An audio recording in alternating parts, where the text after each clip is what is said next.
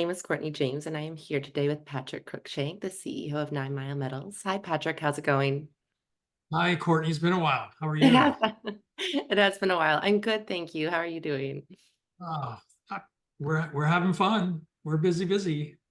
That's amazing. Well, I know that you recently announced the closing of the private placement financing. So I was just hoping that you could give me a little bit of an update on that and then what that means for the company going forward.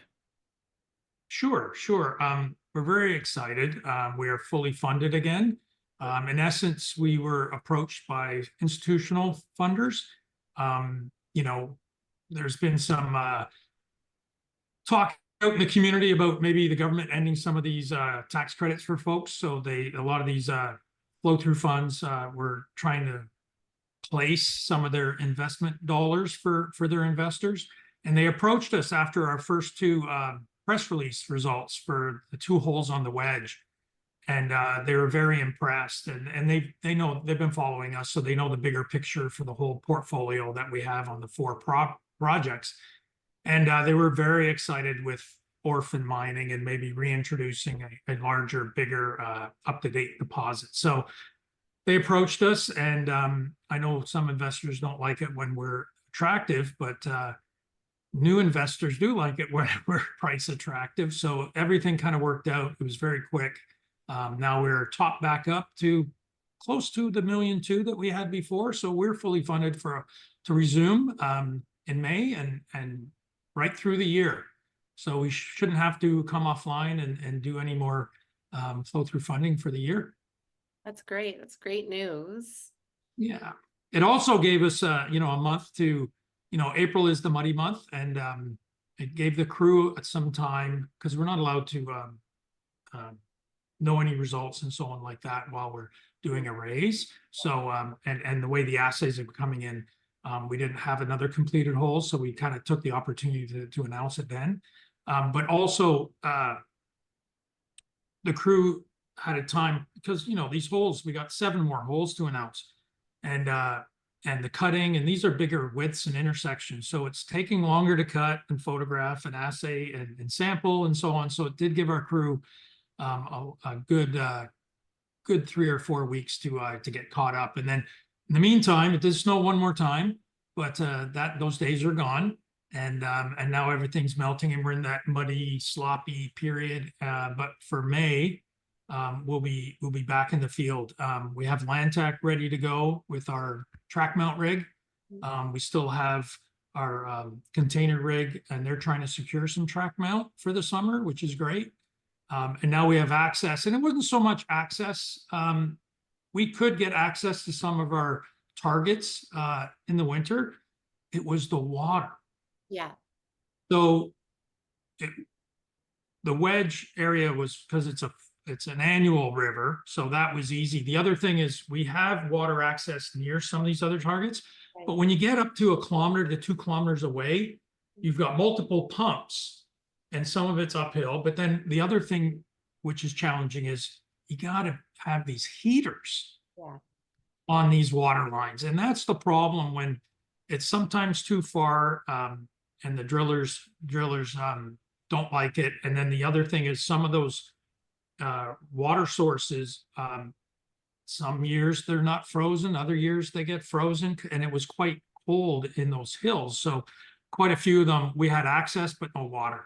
Yeah. So I'll share our map again, because the other thing that we're very, very excited about is if you go, so we were at target 1. Target 6 is a high priority, which we have water access and everything now. And if you remember, these real strong conductor axes is what we're targeting. So we have access now to everything in our portfolio. It's just sloppy right now. So we can now, during the month of April, what we're doing right now is prioritizing everything.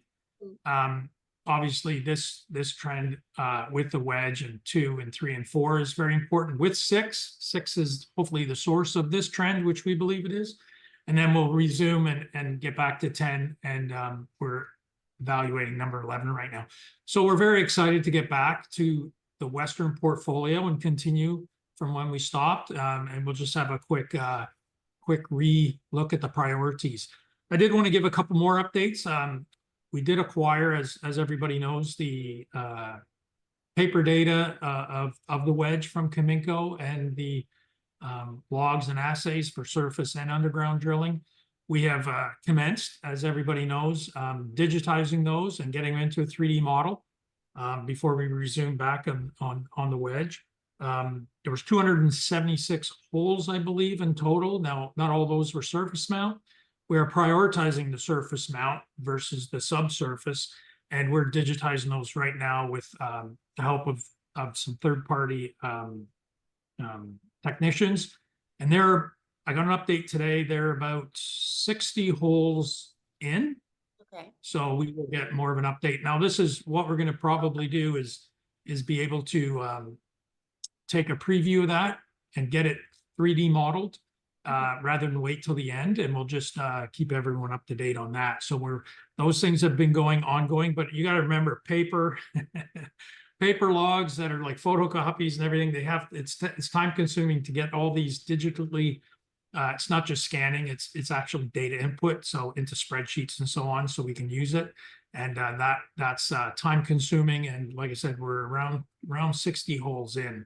And don't forget, we're not doing all 276. We are just going to prioritize a surface mount for now. Yeah. And once that's done, we'll get our first 3D model done and Maybe you can so show us on. So on the yeah, map. and the other thing, we'll get boots on the ground now. The targets 2, 3, 4, 6, 8, 10, 11, and be able to get out there in the bush, even though it's sloppy, but you can't get the rigs in there right now, but we are targeting resuming in May. So, and Excellent. that's just on our Western portfolio. Um, that's great. Do we still need this map here? Or are we able to close that? I will close that. There we go. Well, that's perfect. And I think that's the interesting thing too about working in New Brunswick. It's such, as Bud mentioned last week when I was chatting with him, it is such a great province to work in, but it also comes with a lot of frustrations as well. So, Well, the thing with especially for, northern New Brunswick yeah, is it's great access and all the logging and the ATV and snowmobile trails and all that. But it's also northern New Brunswick. You got the St. Lawrence, you got the Atlantic, and you are in the snow belt. So as we just saw, we got another 3 feet of snow like in April.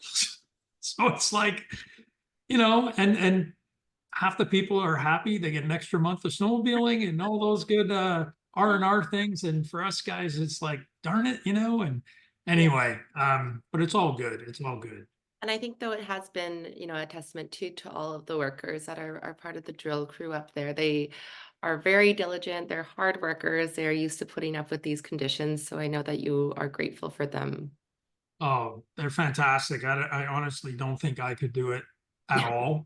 Container or no container, it is hard work and very skilled, especially when you're doing deeper holes and for core recovery and all that. We're very lucky to have very skilled and local New Brunswick drill crews. It's been very, very nice for us. That's great. Well, I guess in terms of summarizing these points, we have money in the bank again, which is great. That money is going to be going into the ground, and then there's some hard dollars in there as well. And we have this 3D model that's going to be coming up soon, and then boots on the ground back in May. Is there anything else that we should touch on before we close from this update? Yeah, like I said, we're taking this as an opportunity to as a preview for our whole exploration year from now through December. So we are in reviews with EarthX and geophysical. We're evaluating on the portfolio, obviously for the wedge. We're going to get the model done first and then decide whether we want to do some of the recommended EM grids over that and what size and so on. So that's all being evaluated. We're working on that in the background and some of the other targets. We're also evaluating 9 Mile Brook with the other targets and another grid for the next group of the lens location. And then we also have, we expanded a lot of ground out there on the eastern portfolio, and we're going to really attack that this summer too. And then we'll be able to show some geophysics maps with similar to what we just showed you on the Western portfolio, but all on the Eastern, showing you our targets on all that acquired land, and with the same technologies we just showed, where it filters out and really hones on the nodes and the strong late time conductors. And then we're still moving forward on the bulk sample. We had about once a week we have updated calls. We wanted to change the engineering model of it and utilize it for lower costs, and a smaller footprint and stuff like that. And I think we're there now, and we should have an update shortly next week on that. Great. I know So be eager to hear that. So I'm looking forward to us being able to chat about the bulk sample a little bit. yeah, don't forget, we're very, environmentally conscious, right? So to come in, because we have to, bring in a road, bring in the dump trucks, and we have to blast, and we're really conscious and trying to be green and as friendly as we can, as we always do. Hence, that's why we use track mount rigs and water drilling. But the same thing with the 9 Mile Brook lens is we want to keep that footprint as small and as non-invasive as possible. And also for time and for footprint, we don't want to have to go back and have to modify and make it bigger in the area because of the logistics of what the crew's doing. So it's all for the right reasons, lowering cost, and then get it scheduled as soon as possible, as soon as we can get that done. So we should have an update in a week or so. Oh, that's excellent. I am looking forward to learning a little bit more about that. And I really appreciate this update from today, Patrick. Thank you so much. Oh, it's good. It feels like I've been gone for quite some time. But we are working very hard. Our crew is hard. Our crew's full time still, and we're trying. I know, I wish the labs would accommodate us and get them all back quicker, but there was a lot of core and a lot of samples, and they're coming back in dribs, not dribs and drabs, but in batches. So there should be an update very shortly on that as well. Fantastic. Well, we'll chat soon. Thank you, Courtney.